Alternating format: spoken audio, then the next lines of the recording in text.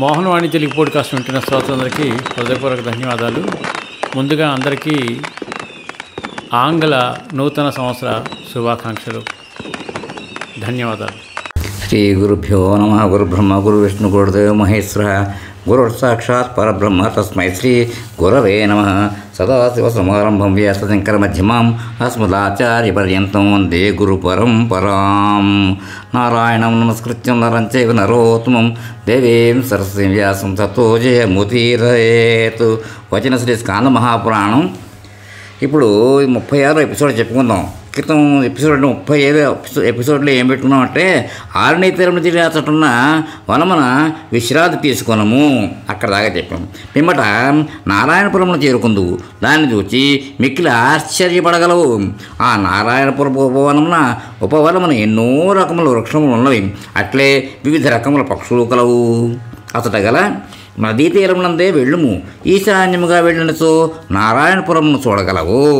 ఆ నగరపు కందకములలో ఆరణ్య నది నీరు ప్రవహించను.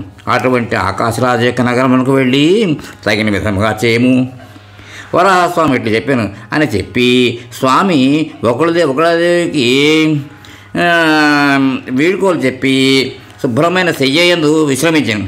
ఆ ఒక్కళ్ళ మారిక దేవదేవునికి మొక్కి ఎర్రని వర్ణం గల అశ్వమునెక్కి స్వామి వర్ణించిన మార్గమును అనుసరించాను.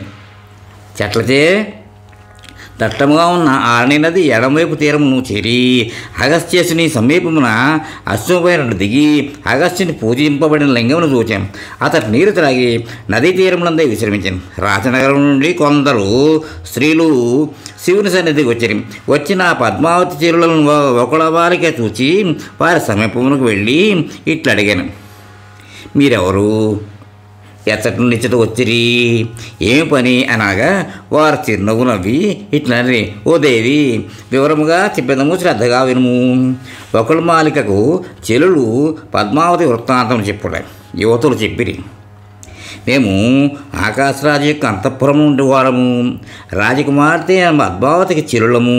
పూర్వం ఒకసారి రాజకుమార్తె ఉద్యానవనమునకు వెళ్ళినప్పుడు ఒక చెట్టు కింద కూర్చుని ఉండగా ఒక దివ్యపురుషుని తూచుతూ ఉండగానే అంతర్ధానమయ్యాను. వెంటనే మా చెల్లి మూర్చిపోగా మేము ఆమెను అంతఃపురము తీసుకుపోయి నాటి నుండి ఆమె అస్వస్థతో ఉండుట చూచి రాజు దైవజ్ఞుని పిలిపించి దీనికి కారణం తెలపమని. వారు లగ్నము పరీక్షించి, ఓ రాజా, ఆమెకు స్వాస్థ్యమే కలుగగలదని జరిగిన విషయమును పూర్తిగా విశదీకరించి వారు అగస్త్యలింగమునకు బ్రాహ్మణుల చేత అభిషేకం కావింపుమని చెప్పిరి. ఆ దైవజ్ఞుడు దైవజ్ఞుడు తన ఇంటికి వెళ్ళాను. దైవజ్ఞుడు చెప్పిన విధముగా మంత్రపూర్వకంగా శివునికి మహాభిషేకము బ్రాహ్మణులను పిలిపించి నిర్వర్తించమని చెప్పి మహాభిషేకములకు కావాల్సిన సంభారములను సమకూర్చుటకు పంపుడితే మేము ఇతడికి వచ్చినవి. ఓ ఉత్తమరాలా, నీవు ఇతడికి వచ్చిన కారణమేమి? ఎచ్చటి నుంచి వచ్చుతున్నావు? ఏ పని? నీవు ఎచ్చటికి వెళ్ళవలను? నీవు దేవలోకం నుంచి వచ్చినట్టున్నావు అని అడిగిరి. వారి ప్రశ్నలు విని సంతోషంతో ఒకళ్ళ మాలిక ఇట్లా చెప్పాను, నేను వెంకటాద్రి నుండి వచ్చింది. నా పేరు ఒకళ్ళ మాలిక. ధరణీదేవిని చూడగోరి ఈ అశ్వపై వచ్చింది.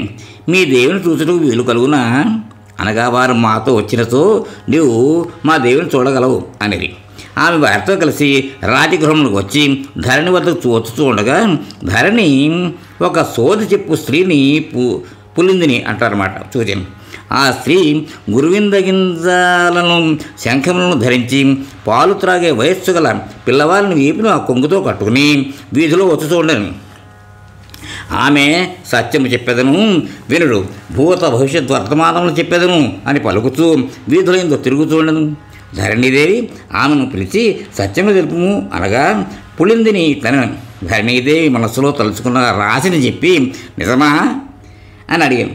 అవునని రాణి చెప్పగా రాశిఫలములు అనేకము చెప్పి నీ కుమార్తె లక్ష్మీదేవి వలె అతన్ని చేరి సుఖింపగలదు. ఇది సత్యం. ఓ రాణి, నేడే ఇది నిజం కాగలదు. నా పుత్రునికి అన్నం పెట్టుము అని ఆమె ఊరుకున్నాను. ధరణీదేవి అన్నంతో పాటు బంగారం ముత్యములు కూడా ఇచ్చి పంపివేసి పద్మావతి వద్దకు వెళ్ళాను. పద్మావతి స్థితిని చూచి నీకు ఇష్టమైనది ఏది అని అడుగుగా ఆ పద్మావతి మెల్లగా ఇట్టాను. పద్మావతి చెప్పిన భక్తుని భగవంతుని లక్షణములు: నేత్రములకు మిక్కిలి ఆనందము కలిగించు, ఈ లోకమందు మంచివారికి కూడా మనస్సునకు మిక్కిలి ఇష్టముకు బ్రహ్మాదులు కూడా చూడగోరు, తనలో అన్నిటినీ కలిగి ఉన్న అన్ని తేజస్సుల్లోకి మిక్కిలి తేజము గల దేవతలందరికీ దేవత అయిన మంచివారి చేత భక్తుల చేత మాత్రమే పొందదగిన, భక్తులు కాని వారికి ఎప్పుడూ సాధ్యము కాని వస్తువు ఎందే నాకు మనస్సు కలిగినది. కనుక భక్తులకు అన్నిటినీ ఇచ్చినట్టు ఆ వస్తువును నాకు వెతికితేము. వరాహస్వామి ఇట్టు చెప్పిన అది విని ధరణీదేవి పుత్రికతో నీవు ఎటువంటి భక్తుడు ఆ వస్తువు పొందగలడో చెప్పుమనగా పద్మావతి మిక్కిలి రహస్యమైన భక్తుల లక్షణములను చెప్పసాగాను. ఎల్లప్పుడూ వారు 2 భుజములపై స్కందకము చక్రము గుర్తు కలిగి ఉందురు. కిందకు దిగిన ఊర్ధ పుండ్రములు శరీరంపై 12 ముఖ్య భాగములకు 12 పుండ్రములు ధరింతురు. వారి నియమములు ఏవనగా వేదపారాయణం చేయుట, వేదోక్త కర్మలు చేయుట, సత్యమనే పలుకుట మొదలైన మంచి లక్షణములు కలిగి ఉందురు. సదాచార సంబంధితులైన వారి చేతనే ఆ బ్రహ్మం పొందబడను. ఆ బ్రహ్మనందే నాకు ప్రీతి కలదు.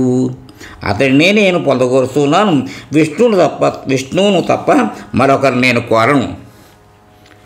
కనుక అతడితో నన్ను పూర్తి విధమును ఆలోచింపము అని చెప్పగా విని తల్లి విష్ణువును సంప్రీతిని చేయుటట్లు అని ఆలోచించుతూ ఉండను.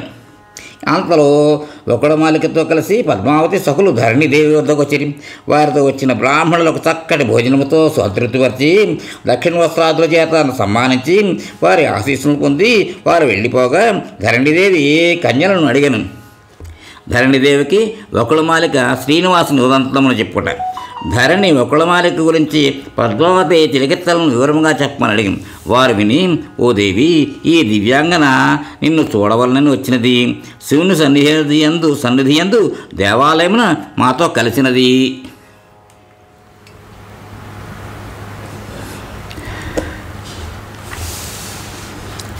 మాతో వచ్చినది కనుక ఆమె రాక కారణం అడిగి తెలుసుకునవచ్చు అని పలికిరి.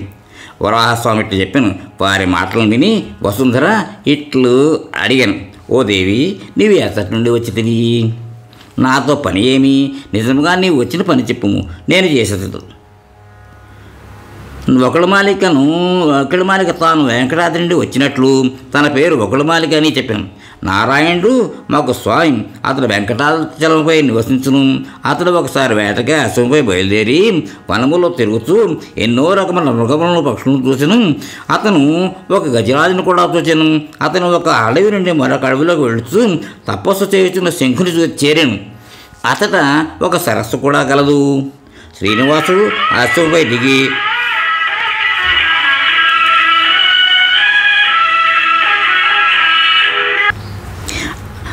అడవిలో వెళుతూ తపస్సు చేసిన శంకులు చేరాను.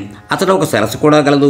శ్రీనివాసుడు అశ్వంపై నుండి దిగి ఒక రాజు వల్ల వేషం ధరించి ఆ శంకుని వద్దకు వెళ్ళి ఓ నృపశ్రేష్ఠ, ఈ శేషాద్రి పాదం వద్ద నీది ఏం చేస్తున్నావు అని అడగగా శంకుడు ఇట్లు చెప్పాను.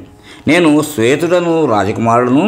ఇతడు మహావిష్ణువును సంప్రీతిని చేయుటకై అన్ని విధముల క్రతువులను చేసి తిని, కానీ ఆ మహావిష్ణువును చూడలేకపోయి తిని అన్నాడు. అప్పుడు దివ్యవాణి ఇట్లు పలికెను. ఓ రాజా, నా మాట వినుము. నేను ఇతడ ప్రత్యక్షము కాను. నీవు నారాయణాద్రికి వెళ్ళి తపస్సు చేయము అనగా నేను ఇతడికి వచ్చి జనార్దను ప్రతిష్ఠించి అర్చించు ఉంటుందని శంకుడు చెప్పగా విని శ్రీనివాసుడు నవ్వి, నీవు నారాయణాద్రికి వెళ్ళి ఈ మార్గం గుండా కొండపైకి వెళ్ళి పశ్చిమంగా ఉన్న శిఖరములందు ఉన్న మర్రి చెట్టు కింద బాలుని రూపంలో విశ్వక్సేనుని నమస్కరించి బాలుని రూపంలో ఉన్న విశ్వక్సేనుడికి నమస్కరించి స్వామి పుష్కరునికి వెళ్ళి స్నానం చేయము. దాని పశ్చిమ తీరంలో ఒక రావి చెట్టును ప్రక్కన ఒక పుట్టను చూడగలవు. ఆ రెంటికి మధ్యన నీవు తపస్సు చేయమని చెప్పి మరలా ఎట్టను. ఆ పుట్టయందు ఒక తెల్లని వరాహం తిరుగాడుచును. అది పుణ్యం చేసిన వారికి మాత్రమే కనిపించను.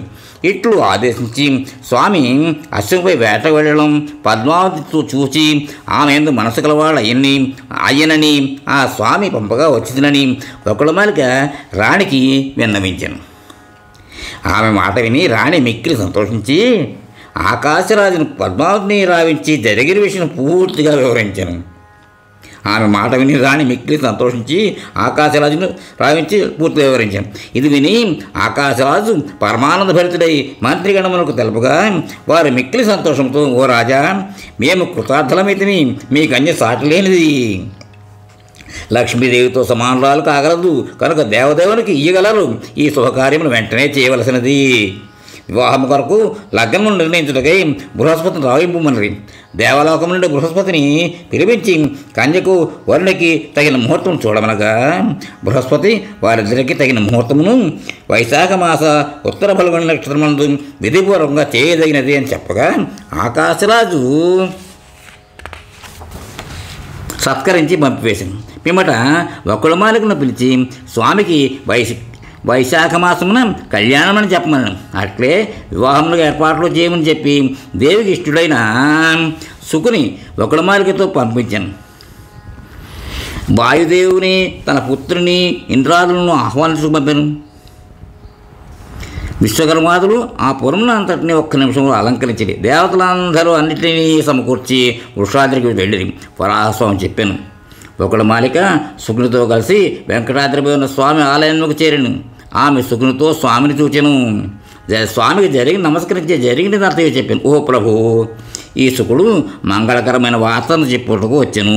ఇది విని స్వామి శుకుని విషయం తెలుపమనగా వివరముగా తెలిపి పద్మావతి విన్నపమును చెప్పగా స్వామి మిక్కిలి ఆనందించెను.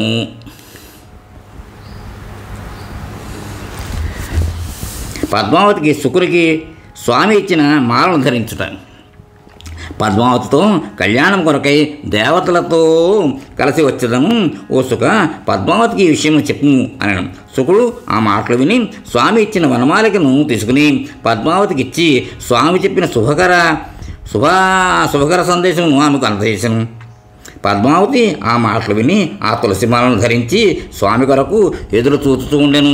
అట్లే ఆకాశరాజు స్వామి రాకకై ఎదురు చూడసాగిన సంతోషంతో నిండిన మనస్సుతో ధరణీదేవితో కలిసి కుమార్తె పద్మావతిని అలంకరింపజేసి సభలో మంత్రులతో నిలిచి ఉండెను. ఇక్కడతోటి ఈ ఎపిసోడ్కు విరామం ఇద్దాం. నెక్స్ట్ ఎపిసోడ్లో కంటిన్యూషన్ చేద్దాం. స్వస్తి. మోహనవాణి తెలుగు పాడ్కాస్ట్ వింటున్న శ్రోతలందరికీ హృదయపూర్వక ధన్యవాదాలు. ఏమండోయ్, ఇప్పటివరకు మన ఛానల్కి సబ్స్క్రైబ్ చేసుకోకపోతే ఈ క్షణమే వెంటనే సబ్స్క్రైబ్ చేసుకుని ఆ పక్క నుండి బెల్ బటన్ని మ్రోగించండి. అప్పుడు నేను చేసే అప్డేట్స్ అన్నీ మీ ముందు ప్రత్యక్షమవుతాయి.